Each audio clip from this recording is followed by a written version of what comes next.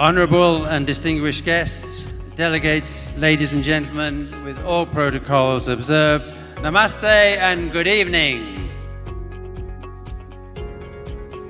I'd just like to, before I start my talk this evening, to recognize again my fellow Pata Life member, Mr. Pandey. We're glad to have you here, sir. We just were in the Pata Summit in Korea together, and it was a great connection to see him here again this evening. You know, when I arrived at Inauguration, the agent said to me, he said, have you been here before? And I said, yeah, a few times. So I then started reflecting on my time in Nepal and the many friends I've had the opportunity to make here.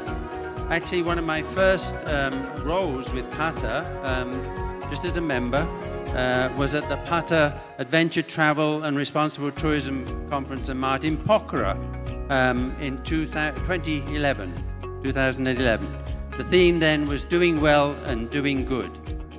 And then in 2015, I led the Pata support team after the earthquake with our good friend Bert von Walbeek, which some of you will obviously know.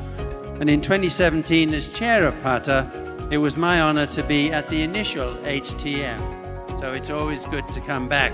I think they roll me out, every now and again just to make sure I'm still around. But I do appreciate this invitation because to me it's a very special event, and I'd like to thank Kem, Lake, and Suresh also for the kind invitation. Also, I want to recognize the hard work of the Pata Nepal chapter organizing team and also the Pata student chapter. I always like to see our young people there, the future of our industry.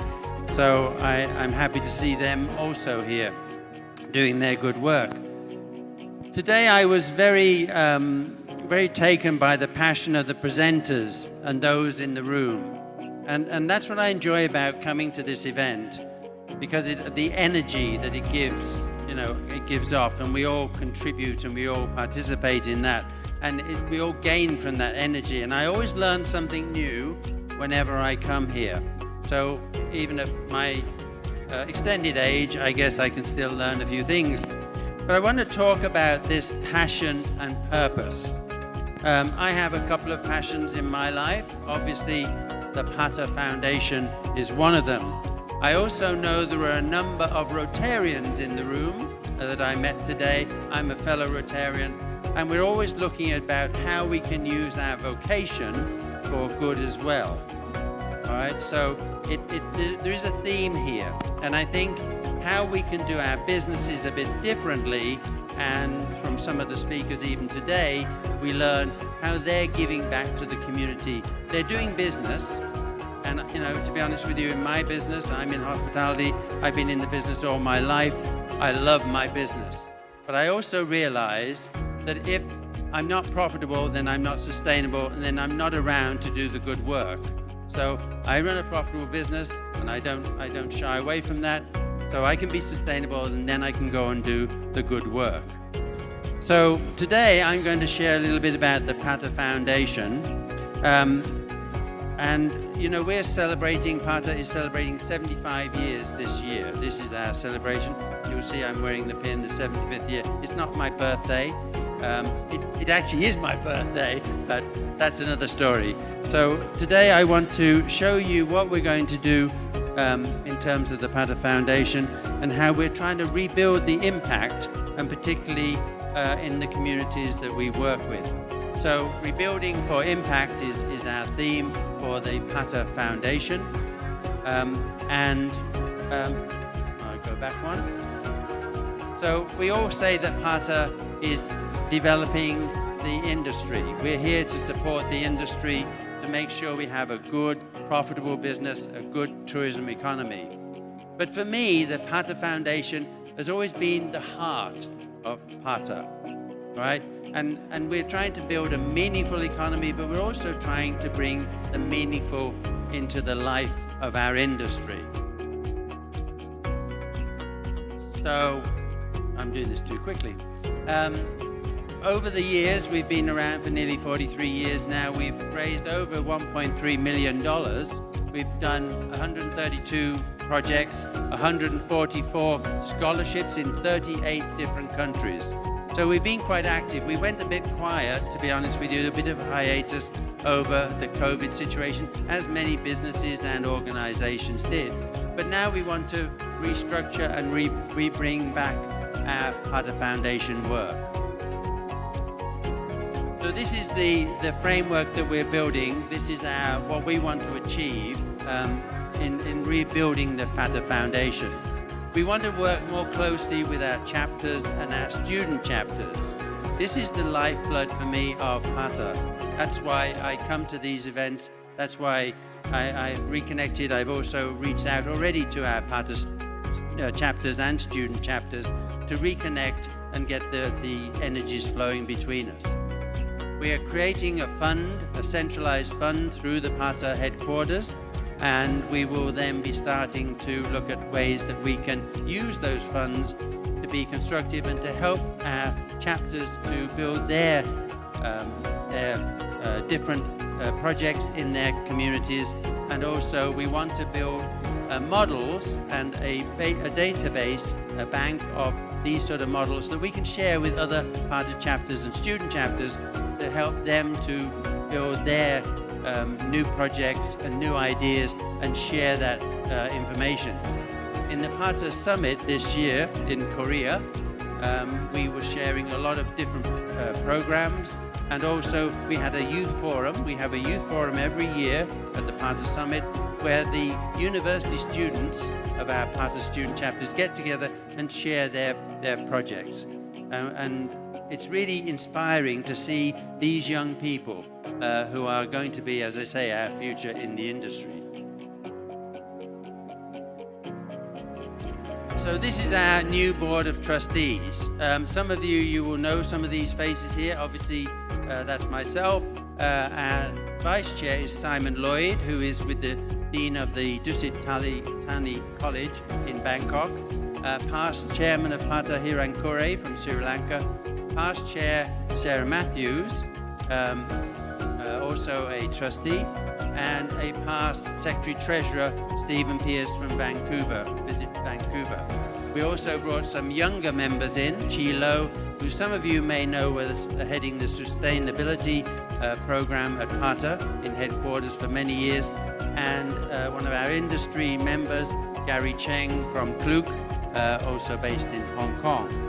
So we brought a group of passionate people who really want to do some good in the community, and they're in a cross-section of our industry. We have the education, we have the industry people, we have the marketers, we have the sustainability. So we're gathering together a force for good in our community and in Pata. So this is our roadmap for 26-27 to establish our new trustee group, to start a new strategy, to bring online our sponsorship and our regulatory systems and processes.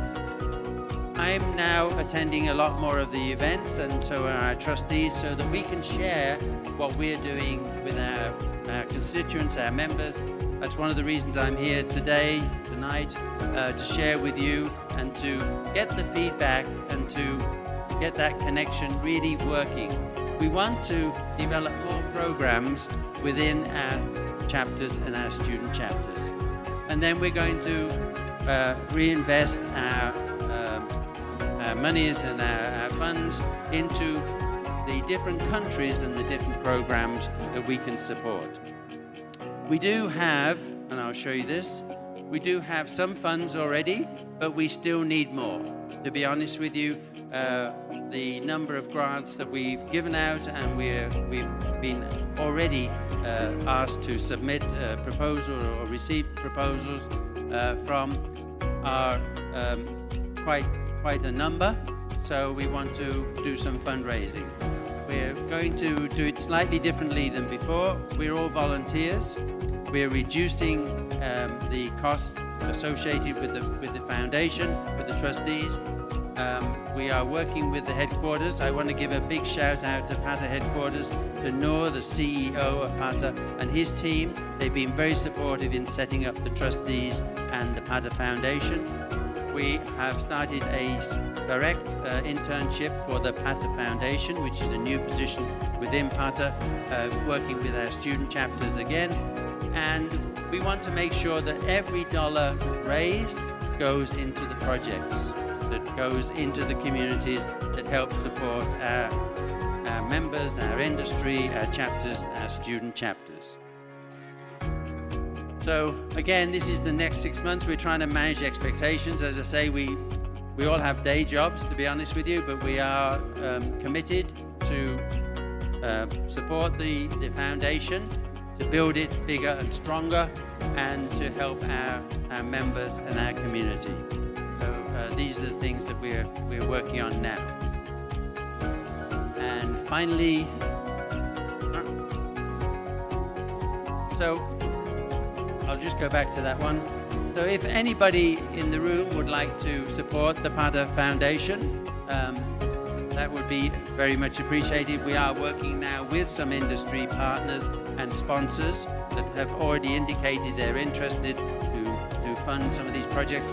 We're also going to start our silent auction at some of our events, so looking for donations maybe of homestays and things like that.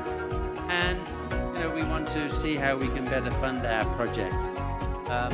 We have set up a new PATA Foundation website where people can donate or can interact with us.